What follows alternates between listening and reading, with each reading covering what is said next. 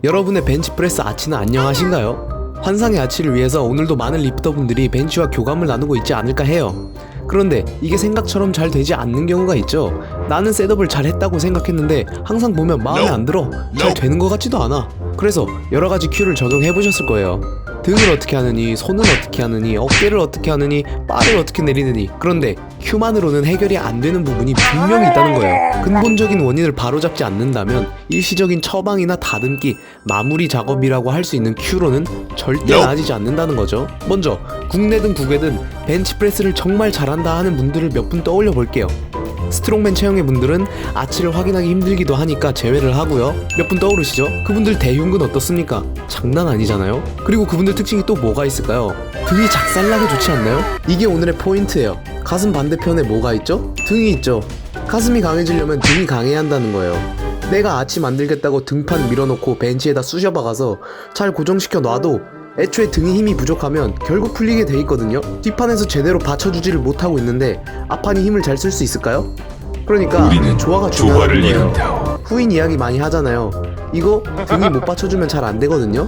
결국 내 벤치가 웅장해지기 위해서는 강력한 등판이 먼저 준비가 되어 있어야 한다는 거예요. 여러분이 가슴 운동을 해주는 만큼, 아니 그보다 훨씬 더 열심히 정말 많이 등 운동을 해주는 게 필수예요. 아치가 잘 만들어지지 않는 건 단순한 유연성과 세팅의 문제로만 한정지어서는 안 된다는 거죠. 우리가 게임을 할 때 기본 스탯을 찍지도 않고서 스킬에만 냅다 투자하면 효율이 제대로 나오지 않잖아요. 똑같은 거예요. 애초에 내 몸의 능력치 자체가 부족한데 그걸 상회하는 스킬을 먼저 익혀버리려고 하면 그게 잘 될 리가 없죠. 생각한 대로 되지도 않을 뿐더러 무리하게 때려박으려다가는 아마 몸 어딘가에서 과부하가 먼저 걸릴 거예요. 특히 어깨나 팔꿈치, 손목 부분에서 트러블이 나겠죠. 아치가 등에서 만들어지잖아요. 그럼 내 아치가 제대로 만들어지지 않는 건 등이 약해서 그렇다는 전제를 깔고 들어가야 한다는 거예요. 단순히 포지션에 문제가 있을 수도 있겠지만 이거 역시 내 기본 스탯이 올라가면 자연스럽게 많은 부분이 함께 해결이 돼요. 진짜로요. 그러니까 처음부터 완연한 와이드 그립에 허리를 예술로 꺾는 완벽한 파워리프팅식의 벤치프레스 세팅을 만들려고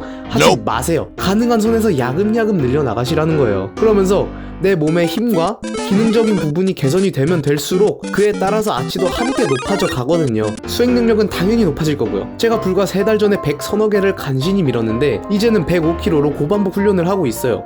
어쨌든 이건 내 몸의 문제를 어느 방향에서 접근하느냐의 차이점이기도 한데 나뭇가지를 먼저 살피기보다는 그 뿌리와 밑둥부터, 그러니까 제일 근본이 되는 곳으로부터 접근을 하란 말이에요. 그 큰 줄기를 먼저 잡고 난 이후에 디테일한 부분으로 넘어가야 문제가 생기지 않는다는 거죠. 리프팅의 기술도 기술이지만 그 근간이 되는 순수한 힘의 중요성과 그 역할에 대해서 간과하지 말라는 거예요. 기초 능력치가 높으면 높을수록 동일한 스킬을 배운다고 할지라도 훨씬 더 상위의 퍼포먼스를 낼 수 있다는 거죠. 그러니까 세팅에 대한 걱정은 내려놓고 등 운동 열심히 하시면서 수행 능력을 기릅시다.